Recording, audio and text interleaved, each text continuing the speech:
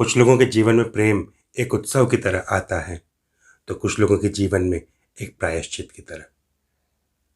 Hollywood की प्रसिद्ध अभिनेत्री मर्लिन मुनरो के जीवन में प्यार एक उत्सव की तरह आया था, लेकिन वही प्यार उनके प्रेमी के जीवन में एक प्रायश्चित में बदल गया।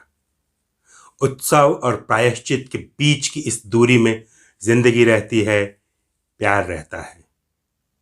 ध्यान से सुनेंगे मर्लिन मुनरो की इस लव स्टोरी को, जिसमें बहुत सारा पानी है, उसके बावजूद प्यास ही प्यास है, एक अनबुझी प्यास। मर्लिन मुनरो यानी दुनिया की सबसे चर्चित अभिनेत्रियों में से एक। अगर आज जिंदा होती तो करीब 90 साल की होती, लेकिन महज 36 साल की उम्र में बेहद रहस्यमयी हालात में उनकी मृत्यु हुई थी।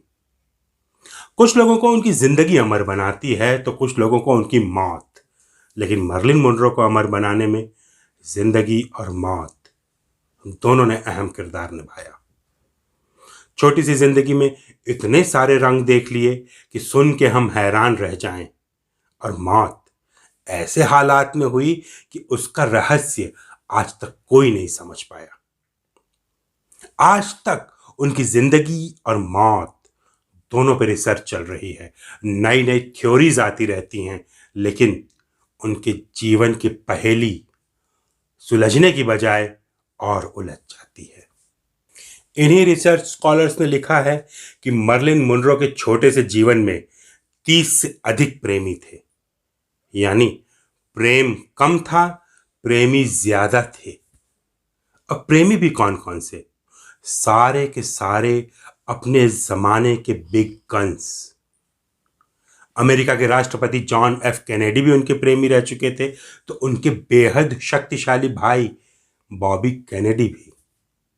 सोवियत संघ के कम्युनिस्ट तानाशाह स्टालिन के साथ भी उनका नाम जुड़ा हुआ था, तो गॉडफादर वाले मार्लन ब्रांडो के साथ भी, और अंग्रेजी भाषा के महान लेखक आर्थर मिलर के साथ तो उन्होंने बाकायदा शादी ही की थी। हाँ, मर्लिन मुनरो ने जीवन में 3 शादियां की थी, लेकिन ये प्रेम कहानी जो अभी हम सुन रहे हैं उनके दूसरे पति के साथ जुड़ी हुई है, यानी जो डिमैगियो के साथ। अपने पहले पति को तलाक देने के कई साल बाद मर्लिन मुनरो ने जो डिमैगियो से 1954 में शादी की, लेकिन 1 साल बाद ही उनमें तलाक भी हो गया। कुछ लव स्टोरी ऐसी होती हैं जिनमें 2 लोग जब साथ होते हैं तो बस लड़ते ही रहते हैं, लेकिन जैसे ही वे दूर जाते हैं उनके भीतर प्यार का एहसास जिंदा होने लगता है। यानी नजदीक आने पे लड़ाई होती है, दूर जाने पे प्रेम होता है। मुनरो और डिमैगियो बिल्कुल इसी तरह के कपल थे। दोनों सेलिब्रिटी थे, एक हॉलीवुड की सबसे बड़ी पॉप आइकन, तो दूसरा अपने समय का बेसबॉल स्टार। मर्लिन मुनरो स्वच्छंद स्वभाव की थी, किसी के काबू में ना आने वाली, जबकि डिमैगियो खुद को पति कम गाड़ीवान अधिक समझते थे। हर समय बीवी को कंट्रोल करने की कोशिश, जैसे कोई गाड़ीवान अपने बैलों को कंट्रोल करना चाहता हो। लिहाजा शादी के कुछ समय बाद ही दोनों में खटपट शुरू हो गई, और इसी बीच फिल्माया गया द 7 ईयर इच का वो प्रसिद्ध दृश्य जिसमें मर्लिन मुनरो हवा के झोंके से उड़ती हुई अपनी फ्रॉक को संभाल रही हैं। ये दृश्य मर्लिन मुनरो का सिग्नेचर फोटो बन गया है, और इसने मुनरो की लोकप्रियता में 20 गुना इजाफा कर दिया था, लेकिन उनकी दूसरी शादी टूटने के पीछे भी इसी दृश्य की भूमिका थी।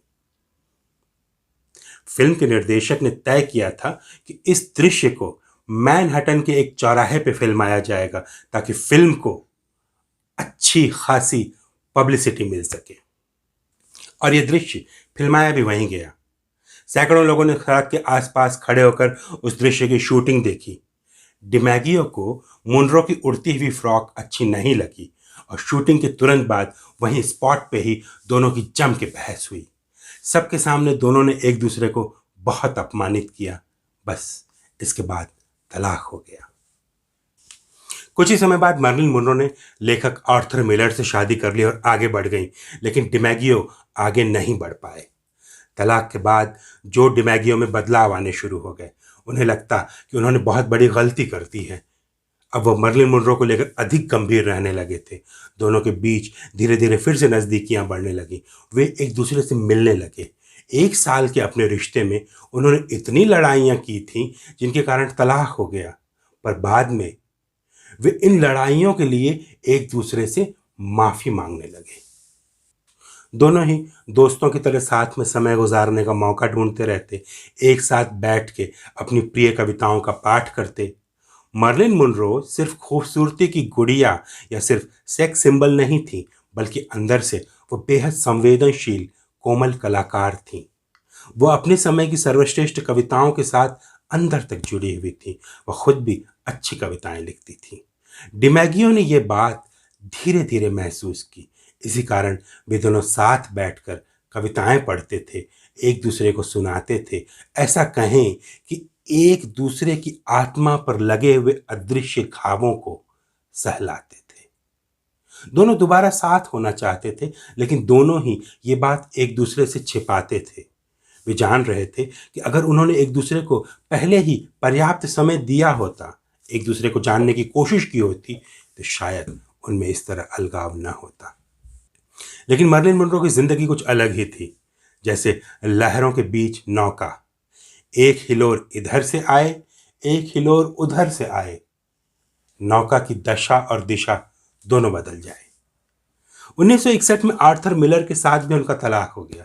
तब यह खबर बहुत तेजी से फैली कि मर्लिन मुनरो और डिमैगियो दोबारा शादी करने वाले हैं। दोनों ने अभी कुछ डिसाइड नहीं किया था कि अचानक 5 अगस्त 1962 के दिन मर्लिन मुनरो अपने घर में मृत पाई गई।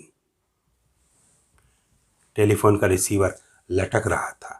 शायद मरने से पहले वह किसी से फोन पर बात कर रही थी, या शायद उन्होंने किसी को फोन लगाया था। रहस्यमयी हालात में हुई इस मौत ने उस समय अमेरिका को हिला के रख दिया।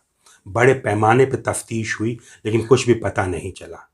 ये तक डिसाइड नहीं हो पाया कि मर्लिन मुनरो की डेड बॉडी पर आखिर किसका क्लेम होगा। कोई क्लेम करने आया भी नहीं, क्योंकि उनकी मौत इतनी विवादास्पद हो चुकी थी। तब जो डिमैगियो ने आगे बढ़कर मर्लिन मुनरो की पूरी जिम्मेदारी ली।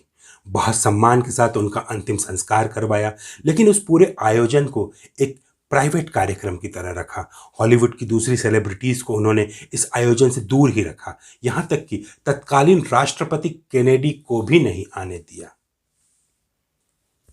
इसके बाद अगले 20 बरस तक डिमैगियो मुनरो की कब्र पर हफ्ते में 3 दिन 6 लाल गुलाबों का एक गुलदस्ता रखवाते रहे।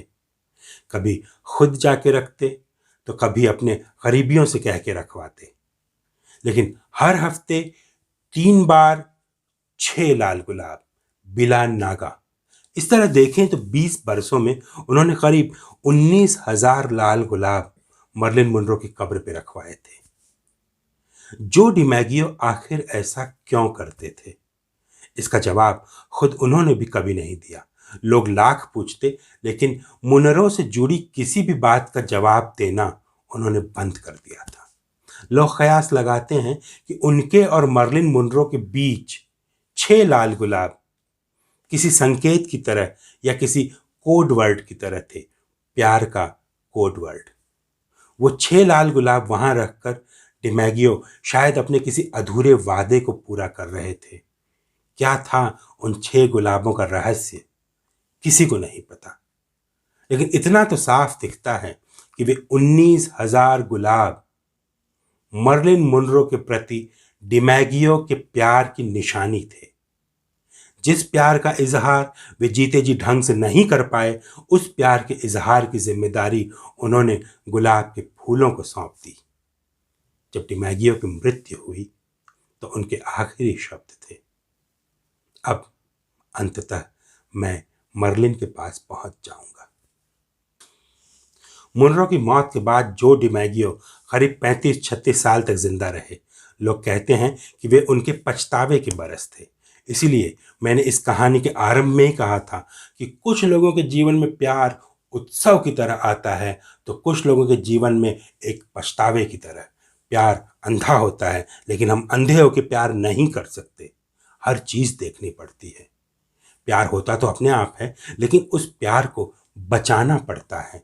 जैसे हम एक पौधे को, एक फूल को, एक शिशु को बचाते हैं। एक बार बचा लिया, सहेज लिया, संवार लिया, तो हमारा जीवन प्यार का उत्सव बन जाता है, सेलिब्रेशन ऑफ लव। लेकिन अगर आप अपना प्यार नहीं बचा पाए, जैसे समय पे खाद नहीं दी, पौधे को पानी देना भूल गए, उसकी पत्तियों में कोई रोग लग गया, सही समय पे इलाज नहीं किया, तो प्यार के उस पौधे का मुरझाना तय है। प्यार का पौधा मुरझा गया और आप जिंदा बचे रह गए, तब वो प्यार एक प्रायश्चित में बदल जाता है। पछतावे के समंदर में गोताखोरी करने से प्यार का मोती नहीं मिलता, याद का मोती भले मिल जाए। ऐसे में प्रेमीगण क्या करते हैं? किसी और दुनिया में बेहतर तरह से मिलने की उम्मीद करते हैं, जैसा कि अंतिम पलों में जो डिमैगियो ने की थी। तो दोस्तों, कैसा लगा आज का एपिसोड? दुनिया जहान की प्रेम कहानियों के साथ मैं मिलता रहूंगा आपसे। अगर आपको मेरा काम पसंद आता है तो मेरे वीडियोस को आप शेयर कर सकते हैं और मेरे चैनल को सब्सक्राइब कर सकते हैं।